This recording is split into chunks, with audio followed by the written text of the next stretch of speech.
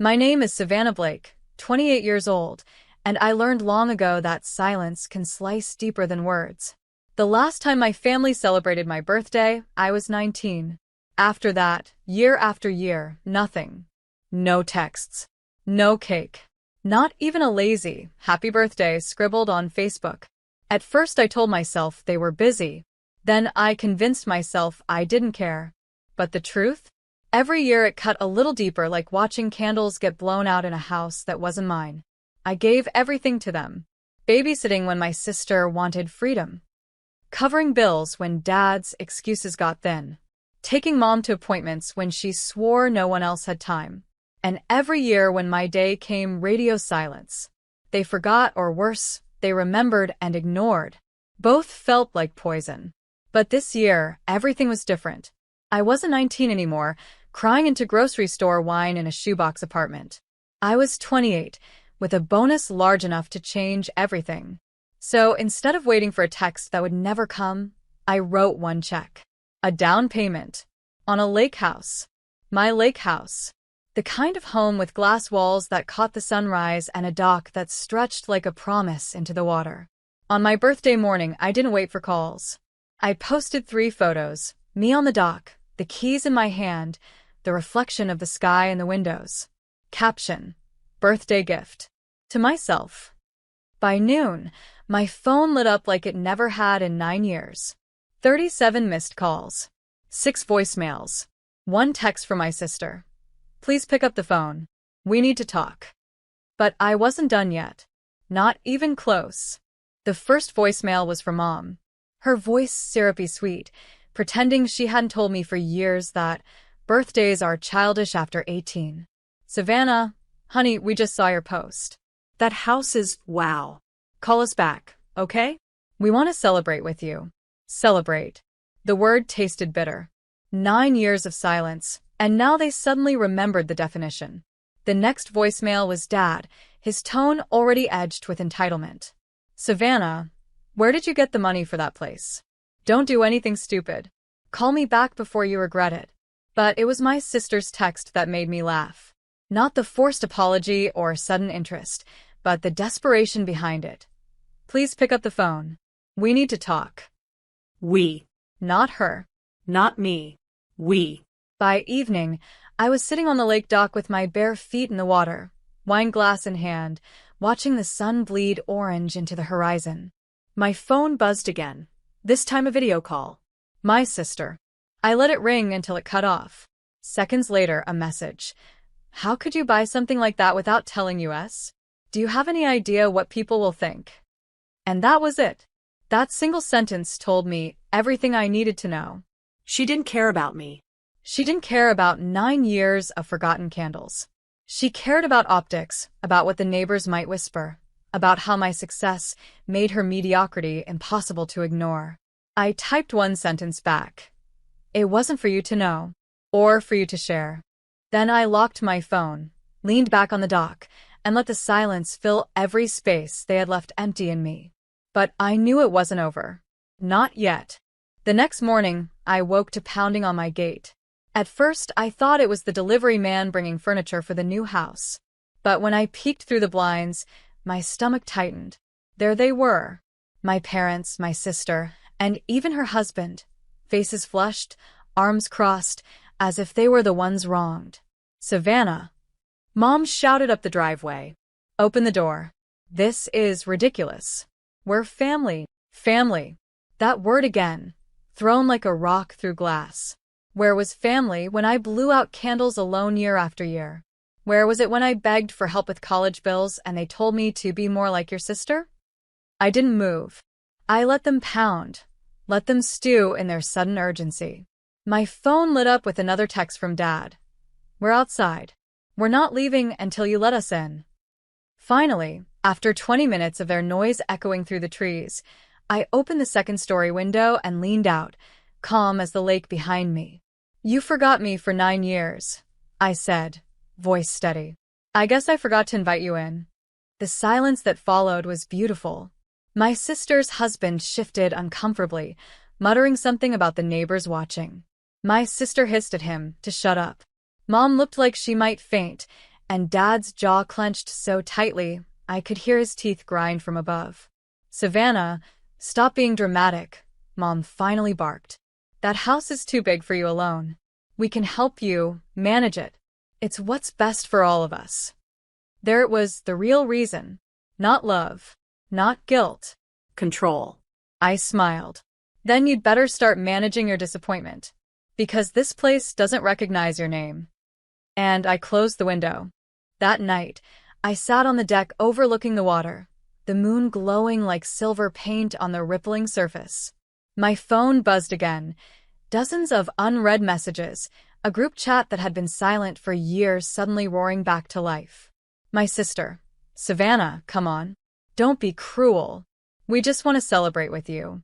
"Mom, we made mistakes, but you can't hold grudges forever. Let us in."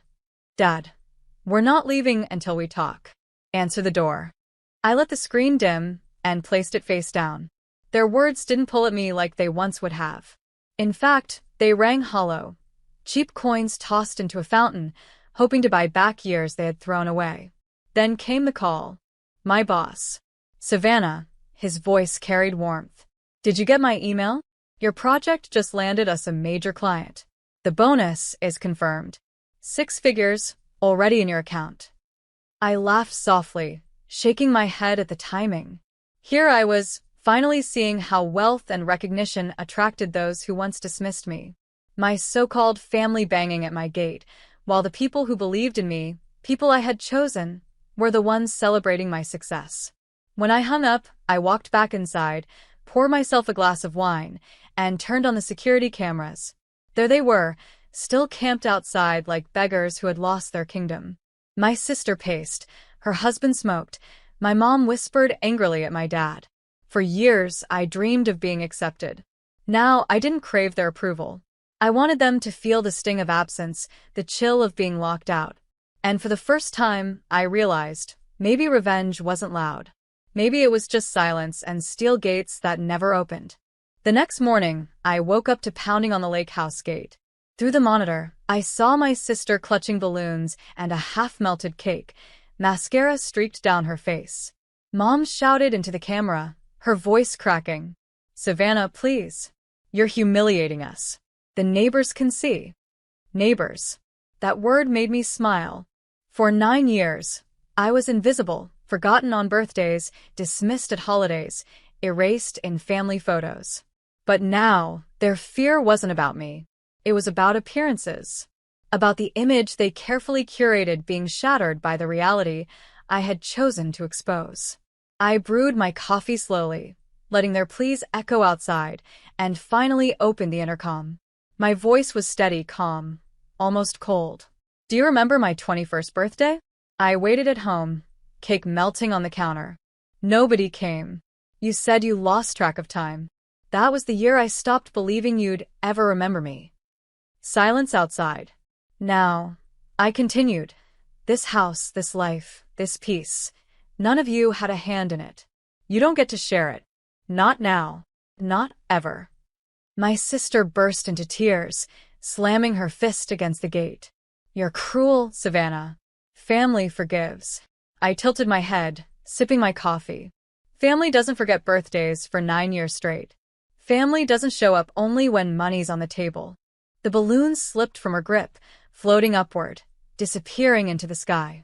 They all stood frozen, faces pale, eyes wide, like they were seeing me for the first time. I didn't yell. I didn't cry. I just pressed the button, turned off the camera feed, and let silence wrap around me like a shield. For once, I wasn't the forgotten one. I was unforgettable. The calls didn't stop. By evening, my phone showed over 80 missed calls. Voicemails poured in, first angry, then pleading, then desperate. My brother's voice cracked through one.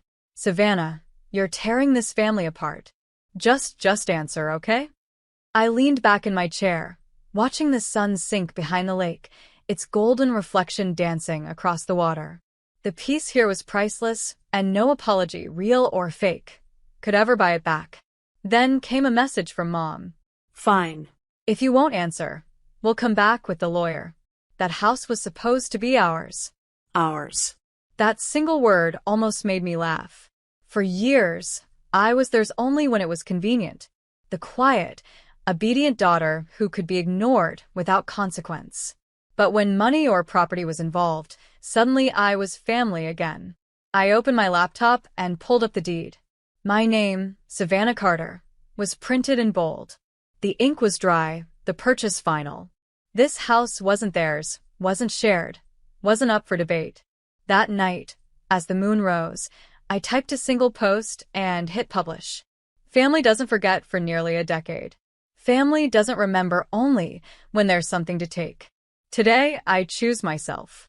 And I'll keep choosing myself. Within hours, my phone buzzed with messages, not from family, but from old friends, colleagues, even strangers who read between the lines. Their words poured in. Proud of you. Brave. Inspiring. For the first time in years, I felt seen. Truly seen. And when my sister texted again, please, Savannah, let's talk. We'll make it right. I stared at the screen for a long moment before powering the phone off. The silence was freedom. The next morning, pounding rattled the lake house door. Voices carried through the wood, angry, demanding. Savannah, open up. Mom's tone was sharp, the same commanding voice she used when I was a teenager, when I was expected to obey without question. I didn't move. I let the echo of their fists fade into the stillness of the house. Minutes later, my sister's voice joined in, high-pitched and frantic. Please, we just need to talk. You don't understand what you're doing. Oh, but I did. I understood perfectly. For years, they left me to celebrate my birthdays alone, excusing it with half-hearted apologies, or worse, silence. They had celebrated each other with grand parties, cakes, vacations, while I faded into the background. Now they wanted to be heard, to be recognized, to be acknowledged. Through the glass, I watched them pacing on the porch, faces red with rage and panic. My brother shouted about family bonds, Dad threatened legal action, and Mom cried, insisting they were just overwhelmed all those years. I let the scene play out like a private performance. And then, without opening the door, I walked calmly to the garage, pressed the button, and rolled out in my car. As I drove past, their heads whipped around. My mom ran toward the car, waving her arms, screaming my name. My sister clutched her phone, dialing someone frantically. I slowed the car just enough to lower the window, my voice cutting through the cold winter air. You all had 9 years to remember me. 9 years to show up. Today, I remember myself. Goodbye. I rolled the window back up and pressed the accelerator, leaving their voices behind. The road ahead felt like the first true birthday gift I'd ever received.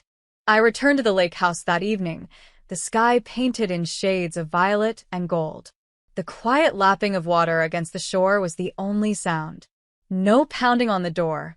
No calls. Just silence. Inside, I opened a bottle of wine and sat by the fireplace. My phone lay on the table, buzzing every few minutes, calls, texts, voicemails stacking up one after another. I didn't bother listening.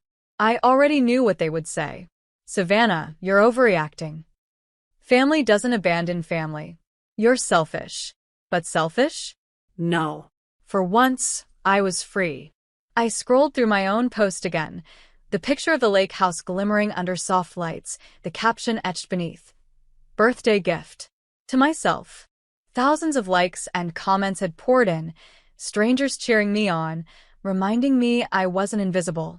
That validation wasn't the point, but it was sweet all the same. A knock came at the door. Not fists, not shouting. Just a quiet, hesitant tap. My sister's voice floated in, soft, trembling. Please, can we come in? We'll make it right this time. I promise. I stared at the door. For a moment, I almost moved, habit tugging at me to forgive, to give them yet another chance. But then I remembered. 9 birthdays, 9 years of silence, 9 years of proof. I turned back to the fire, lifted my glass, and whispered into the flames. Some doors stay closed. My phone lit up again. Another call. I reached out, pressed the side button, and powered it off. The house was quiet. My heart was steady. For the first time in years, I celebrated not with them, but for me.